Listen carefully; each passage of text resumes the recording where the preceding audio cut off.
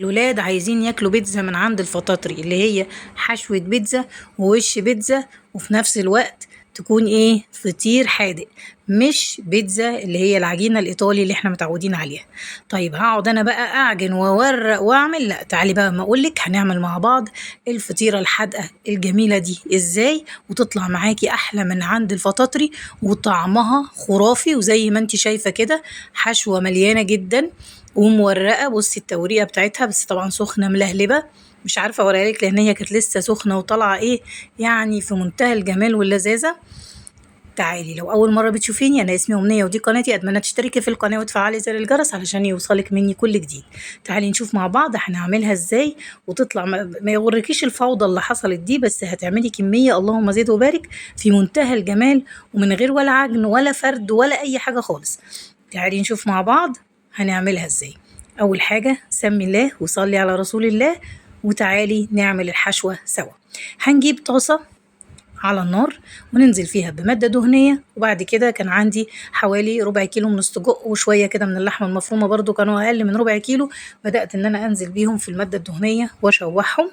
أول حاجة هتشوحيهم كده بس عشان ياخدوا صدمة هما الاتنين مع بعض، السجق واللحمة المفرومة. الحشوة دي في حتة تانية خالص، طعمها حلو جدا، وكمان هتملي بيها كل الفطاير اللي احنا هنعملها. انا عملت يعني مش عاملة صاج واحد، انا عاملة صاجين، وعاملة كمان واحدتين تلاتة كده مطبقين، هتشوفي معايا في الفيديو. هنبدأ بقى نشوحهم على نار عالية واحنا شغالين كده. هنعمل ايه بقى يا ست الكل؟ هنعمل الصوص اللي احنا هنحطه على البيتزا، وهنعمل التوريقة بتاعتنا اللي هي عبارة عن نص كوباية من الزبدة وكوباية من الزبادي، وهنمكسهم كده مع بعض. نرجع بقى للسجق اللي هو خلاص هو واللحمة المفرومة بدأوا يتعصجوا. هنبدأ ننزل عليهم بالبصل وننزل عليهم بالفلفل والفلفل الألوان عشان نعلي القيمة الغذائية ونزود الحشوة ونخلي الحشوة حلوة، وشوية من الطماطم، وقلبي يا ست الكل. بصي بقى شايفة الجمال؟ أهم حاجة ما تخليش فيها أي صوص كده ولا عصارة، لازم تنشفيها كويس جدا عشان العصارة دي هتخليه يطرى معاكي وما يبقاش كويس. هنجيب بقى ورقة جلاش لطيفة كده وظريفة، وهننزل بورقتين ورقتين مقطع مش مقطع، وهنبدأ ندهن بالإيه اللي هي الحشوة اللي احنا اللي هي مش الحشوة، التوريقة اللي احنا قلنا عليها، اللي هي كوباية زبادي ونص كوباية زبدة. عايزة تحط شوية زيت حطي، مش عايزة مش مشكلة خالص، ولا هنحط بيكنج باودر ولا هنحط أي حاجة. هنبدأ بقى نحط 3 ورقات عكس بعض وندهن دهنة خفيفة كده زي ما حضرتك شايفة، 3 ورقات وهتدهني. تمام تمام. بعد ما تخلصي الكمية بتاعتك كلها تكوني عملتي حوالي 9 ورقات. 9 ورقات يعني 3 عرض و3 طول و3 تاني عرض، وبعد كده تدهني كويس جدا وتخلصي الكمية بتاعتك. عايزة تزودي زودي، انا مش هزود، هي كده تمام بالنسبة لي. هنجيب بقى الصوص بتاعنا اللي هو عبارة عن ايه؟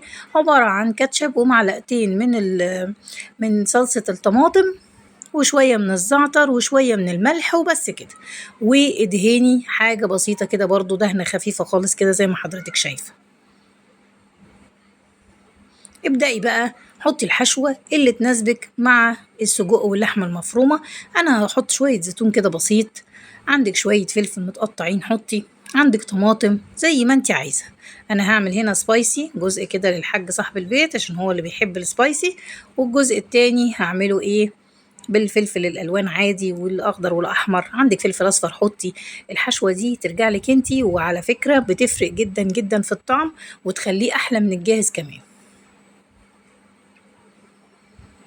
خلصي بقى الكمية بتاعتك وبعد كده هاتيلك شوية جبنة موتزاريلا وحطي يا ست الكل الجبنة الموتزاريلا. كتري برضو عشان ولادك هيحبوها بالجبنة الموتزاريلا وكأنها جاية من بره.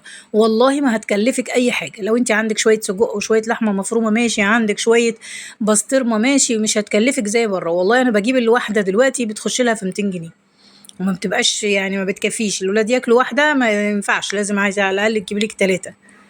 اه والله بجد يعني الموضوع بقى صعب قوي يعني. انت عشان لو عندك ما شاء الله عدد، لا اعملي في البيت احسن وانضف واوفر وكل حاجه. يعني الكلام كله لو كلفت 200 جنيه هتعملي بيهم 3 بيتزات كبار وهتبقى في منتهى الجمال. خلصنا بقى هنعمل نفس الكلام ونفس التطبيقة. انا هنا برضو حطيت ايه حاجة بسيطة كده على اول ورقة عشان يبقى طعمها حلو ويديكي تيست حلو. وبعد كده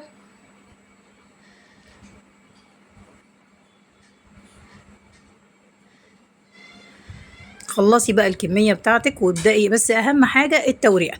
التوريقة دي هي اللي هتديكي توريق كده بتاع الفطير الشرقي اللي يطلع طعمه حلو، يعني طعمه حادق مش طعمه حلو. خلصنا بقى خلاص الكمية. هنبدأ واحنا شغالين نشغل الفرن عشان يسخن، وهنعمل بقى الوش بتاعنا. برضو الوش ترصي عليه فلفل، تحطي عليه جبنة موتزاريلا. بس هنا عايزة اقولك على حاجة، لو حطيتي جبنة موتزاريلا حطيها بعد ما تدخليه الفرن 10 دقايق وتطلعيه، لكن لو حطيتي الجبنة الموتزاريلا على الوش دلوقتي قبل ما تدخليه هتنشف، عشان انا عملتها ونشفت. فانا بقول لك انا عملت اهو ونشفت مني، فالافضل ان انت خلي بالك من النقطه دي، حاولي ان انت تحطيها بعد مش قبل. خلاص هي الصينيه بتاعتنا جهزت. هنعمل بقى الصاج التاني بنفس الطريقه، وعندي بقى كام واحده فضلوا هبدأ أحشيهم برضو نفس الحشوة، شوية جبنة موتزاريلا وشوية فلفل ألوان وشوية سجق، وهوريكي تطبيقة حلوة قوي هتعجبك إن شاء الله.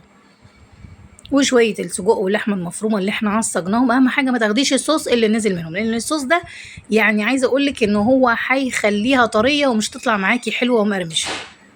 وبرده التوريقه، وادي التطبيقه اهو يا ستي زي ما انت شايفه كده زي المنديل. هندخلهم بقى الفرن، شايفه ما شاء الله صاجين كبار 30 في 30. هتدخليهم الفرن وبعد ما تطلع هتطلعيها تستني عليها بس شويه. شايفه طلعت اهي بمنتهى السلاسه، لان احنا كنا دهنين الصاج زبده قبل ما نشتغل. وهنبدأ نقطعها ونقدمها بألف هنا وشفا. لو عجبك الفيديو ما تنسيش اللايك والشير والسبسكرايب، وهتقطعيها بقى وتقدميها. اهم حاجة الجبنة الموتزاريلا ما تحطيهاش في الاول، يعني تدخلي الصاج حوالي 10 دقايق وبعدين تطلعيه، وبعد كده تبدأي تحطي الجبنة الموتزاريلا. لما حطيته في الاولاني نشف فيه، يعني نشفت الجبنة الموتزاريلا نشفت عليها. ايه نشفت دي؟ نشفت عليها. بنتي بتقول لي يا ماما بقيتي تتكلمي لهجات غريبة. والله من كتر ما الواحد يعني بيتابع أكلات مختلفة ويشوف حاجات كده عشان يبتكر، فبيسمع لهجات مختلفة فبيتأثر بيها أكيد يعني. وبعدين كل الناس دي على راسنا اخواتنا يعني، مش حد غريب. بس يا ستي هتقطعي بقى وتقدمي جنبها شويه بطاطس كده مخللين، هبقى بنزلهم لك ان شاء الله. بطاطس كده تحطي عليها شويه مايونيز وشويه كاتشب كده وتقلبيهم مع بعض، بتبقى رهيبه. تحطي عليها كمان صوص حراق كده وهيعجبك قوي. متنسيش بقى تصلي على النبي عليها افضل الصلاه والسلام في التعليقات. وهنا بقى قطعت التانية. هنا بقولك هي نشفت، بصي في الجناب هي ناشفة، لكن اللي على الوش دي انا حطيتها تاني، يعني انا حطيتها ودخلتها تاني 10 دقايق كده، لقيتها بقى ساحت وبقت حلوة. انا بقولك على كل التريكات اهو، يعني دي امانة علشان خاطر الواحد، يعني الخامات دلوقتي بقت غالية وبتجيبي الحاجة يعني بارقام هلامية. عايزة اوريكي انها مورقة بس كانت سخنة ملهلبة بجد، ملهلبة يعني. بس جربيها وان شاء الله تعجبك. ولو اول مره بتشوفيني ما تنسيش تعملي لي سبسكرايب وتفعلي زر الجرس عشان يوصلك كل جديد. واسيبك بقى على خير مع الفيديو، ان شاء الله هتلاقي فيديوهات كتير هتعجبك على القناه. والسلام عليكم ورحمه الله وبركاته. اتمنى الفيديو يكون عجبكم، واشوفكم على خير ان شاء الله في الفيديوهات اللي جايه. وشوفي بقى المطبقه جميله قوي في الاخر برضه في منتهى الجمال. تقدري تعملي الفطيرة مطبقة أو فطيرة عادية زي ما شفتي. وألف هنا وشفا، والسلام عليكم.